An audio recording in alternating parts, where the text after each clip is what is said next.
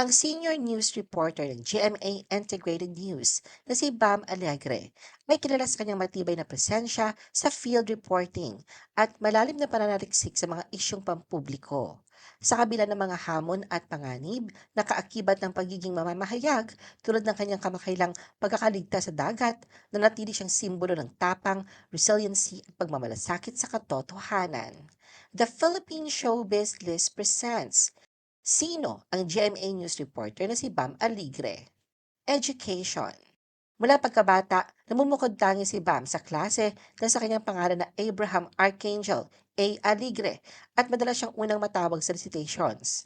Ang kanyang karanasan bilang estudyante ay naglatag ng pundasyon para sa kanyang kakayahan sa public speaking, storytelling at analytical thinking. Nag-aral si Bam sa University of the Philippines, Diliman, kung saan nagtapos noong 2007 ng Bachelor of Arts sa Broadcast Communication. Habang nasa kolehiyo, aktibo siya nakilahok sa student publications at media organizations. Ngunit bago pumasok sa universidad, nag-umpisa rin si Bam na magsulat at mag-practice sa pamamahayag sa kanyang panahon sa high school. Siya ay naging student journalist sa Lagro High School sa Quezon City, kung saan tinulungan siya ng kanyang advisor na ihanda ang kanyang kakayahan sa journalism. A life devoted to journalism. Nagsimula si Bam sa GMA News noong 2009 bilang news researcher para sa Biyaheng Totoo, isang seryeng dokumentaryo tungkol sa 10 pinakamahirap na lalawigan sa Pilipinas bilang bahagi ng eleksyon 2010 coverage. Dahil sa kalidad ng kanyang trabaho, nakatanggap ang dokumentaryo ng Silver Medal mula sa 2011 New York Film Festivals. Noong 2010, naging segment producer siya para sa 24 Oras at sumunod na taon ay sumali siya sa pioneer team na naglunsad ng State of the Nation with Jessica Soho at ang segment na Assignment Pilipinas para sa GMA News TV. Sa mga proyektong ito, nakasama ni Bam ang mga kilalang personalidad tulad ni Cara David, Jiggy Manicad, Lloyd Navera at Miriam Defensor Santiago. Sa posisyong ito, natutunan din niya ang mga proseso ng news production mula sa research, pagbuo ng script, hanggang sa coordination ng field reporters. Noong 2012, opisyal siya naging news reporter ng GMA News kung saan naging kilala siya sa live coverage ng mahalagang balita sa bansa kabilang ang mga natural na kalamidad, politika at pambansang issue. Isa sa mga pinakamahalagang proyekto ni Bam ay ang pagiging team lead sa coverage ng Super Typhoon Yolanda noong 2013 na nagbigay sa GMA News ng prestihiyosong George Foster Peabody Award. Kilala din si Bam dahil sa kanyang iconic na malakas na tinig at likas na matapang na estilo ng pag-uulat, pati na rin sa nakakatuwa niyang viral walkout scene sa ilang episode ng Unang Hirit kung saan maging si Susan Enriquez ay natawa na lang. A mentor guiding the next generation of journalists. Si Bam ay kilala rin bilang co-founder ng subselfie.com, kung saan nagbabahagi siya ng alternatibong kwento at pagsusuri sa mga balita. Bukod sa pagiging mamamahayag, si Bam ay aktibong mentor ng kabataang mamamahayag. Siya ay special lecturer sa University of the East Caloocan, nagtuturo ng ICT at multimedia journalism, at sa ganitong paraan ay babahagi niya ang kanyang karanasan sa field at natutulungan ang mga estudyante na maihanda ang kanilang sarili sa totoong mundo ng journalism.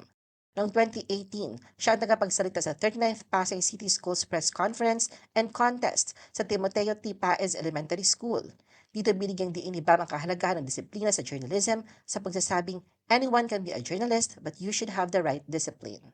Ipinaliwanag niya na bagamat tila madaling trabaho ang pagiging reporter, may malaking responsibilidad ito at ang maling pag-uulat ay maaaring makaapekto sa milyon-milyong tao.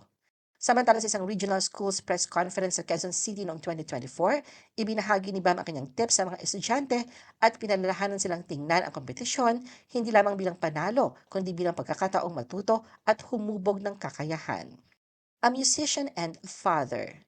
Hindi nga lang sa journalism umiikot ang mundo ni Bam, kundi maging sa musika. Ang musika ay nagsilbing outlet niya para sa kanyang malikhain at personal na ekspresyon at nakatulong sa pagkakaroon ng balanse sa kanyang professional at personal na buhay. Sa katunayan, si Bam ay vocalist, pianist at guitarist ng independent band na No Parking mula pa noong 2005. Bukod sa pagiging musikero, siya rin ang pangunahing songwriter ng banda at ilan sa kanyang mga obra ay nagmula pa sa panahon niya sa UP Diliman. Isa sa mga pinakapaboritong kanta ng banda ay Firefly na sinulat ni Bam noong 2007 sa dalawang lokasyon. Isa sa mga ito ay ang bagong gusali ng College of Mass Communication sa UP Diliman. Sa oras na yon, madilim ang paligid at makikita ang mga firefly. Dito niya inihanda ang mga huling detalye ng kanta malapit sa estatwa ng oblation. Ang linya niyang There's a Fire Inside Your Heart ay nauna pangaraw sa sikat na kanta ni Adele na may katulad na tema. Ayon sa kanya, bagamat iniisip ng marami na masama ang dilim, maaari rin itong maging mapayapa at magsilbing kanlungan tulad ng damdamin ng mga nagmamahalan. Samantala, pagdating naman sa kanyang personal na buhay, masasabing pinipili ni Bam na manatiling pribado habang binibigyan ng higit na focus ang kanyang propesyon.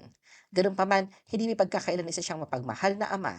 Minsang ibinahagi niya ang karanasan at pananaw niya bilang ama sa anak na si Arken.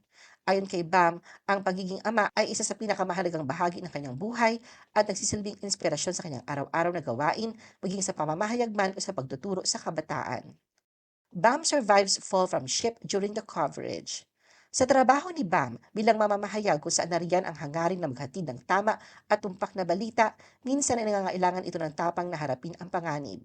Isang halimbawa nito ang insidente kung saan muntik na siyang malagay sa malubhang kapahamakan nang mahulog siya sa gilid ng barko at lumubog sa dagat sa gitna ng kanyang coverage. Si Bam ang naatasang mag-ulat tungkol sa pagkakaligtas ng Chinese Coast Guard sa Pinoy sailor sa West Philippine Sea. Lumubog ang cargo vessel na kinalulunan ng 17 na Filipino sailors, kung saan 15 ang nailigtas at 2 ang namatay sa bandang Scarborough Shoal noong nakaraang linggo. Kabilang si Bam sa miyembro ng media na pumunta sa Port Area Manila noong Lunes ng madaling araw, January 26, 2026 upang iulat ang pagdating ng Filipino crew ng MV Devon Bay Dock na luna ng BRP Teresa Magbanwa. Sa pamamagitan ng kanyang Facebook account, ibinahagi ni Bam ang kanyang karanasan. Ayon sa kanya, tila isang segundo lamang ang kanyang pagbagsak bago siya bumagsak sa tubig at hindi niya agad maabot ang ilalim dahil sa lalim ng dagat. Sa kabila na bigla ang pagbagsak, naalala ni Bam ang kanyang training sa paglangoy. Gumamit siya ng dog paddle upang manatiling nakalutang sa ibabaw ng tubig at agad na sumigaw ng tulong. Habang nakalutang, nakadikit ang kanyang mga kamay sa isang haligi na may matitinik na barnacles kaya nagkaroon siya ng mga gasgas sa mga daliri. Ayon sa kanya, kung tumama siya sa ulo o nawala ng malay habang bumabagsak, posibleng hindi siya nakaligtas. Agad siyang na-rescue ng PCG personnel gamit ang floating device na naka-attach sa lubid. Dinala siya sa Manila Doctors Hospital kung saan binigyan siya ng anti-tetanus shot at comprehensive check-up. Kalakip na kanyang salaysay ang ilang larawang kuha na dalhin siya sa ospital. Nitong Martes ng madaling araw, January 27, ay muling nag-post si Bam sa kanyang Facebook page at nagpasalamat sa lahat na nag-alala at nagdasal para sa kanya. Ibinahagi na nagising siya ng alas 4 ng madaling araw, parehong oras na mangyari ang insidente. Ayon kay Bam, nais pa sana niyang mag-live sa programang Unang Hirit upang iulat ang pagdating ng mga na-rescue na Filipino sailors mula sa West Philippine Sea.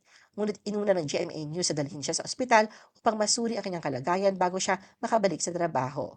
Sinabi rin niya na dahil sa adrenaline, hindi niya agad napansin na duguan pa pala ang kanyang mga kamay. Ngunit matapos ang agarang lunas at kalinisan, nalinis na niya ang mga sugat, nakaligo at nakauwi na siya sa kanyang bahay. Sa huli nagpahayag siya ng pananampalataya at pasasalamat sa pagsasabing makapangyarihan ang Panginoon, kalakip nito ang larawan na kuha noong siya ay mailigtas mula sa dagat. Samantala matapos siyang ma-discharge mula sa ospital, agad na nagtungo si Bam upang makipag-usap sa mga estudyante sa isang universidad sa Bacoor. Sa isang panayam, ipinaliwanag niya na pakiramdam niya ang dahilan kung bakit siya nakaligtas sa aksidente ay dahil mayroon pa siyang misyon o tungkulin na dapat tapusin sa buhay. Anya, maswerte siya dahil wala siya natamong palubhang pinsala. Maaaring tumama sa ulo o mabangga sa matitigas na bagay habang bumabagsak sa dagat, kaya ramdam niya na tunay na swerte ang nangyari sa kanya. Dahil dito naisip niya na para bang nabigyan siya ng panibagong pagkakataon sa buhay at gusto niyang sulitin ang bawat araw na mayroon siya. Bagamat nagawang tawanan ng konti ang pangyayari, inamin ni Bam na nasa isip pa rin niya ang insidente. Sinabi niya na sa kanyang mga superior na kaya niyang magtrabaho kahit may kaunting pinsala, ngunit ramdam pa rin niya ang pangamba at pagkashock dahil muntik na siyang mamatay.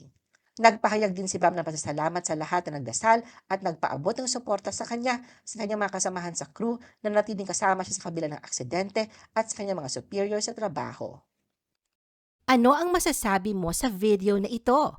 Mag-like o mag-react at huwag mahiyang mag-comment. For our YouTube viewers, huwag kalimutan mag-subscribe at i-hit ang notification button. At para sa aming Facebook viewers, mag-like at follow sa aming Facebook page para updated ka sa mga showbiz chika. Thanks for watching!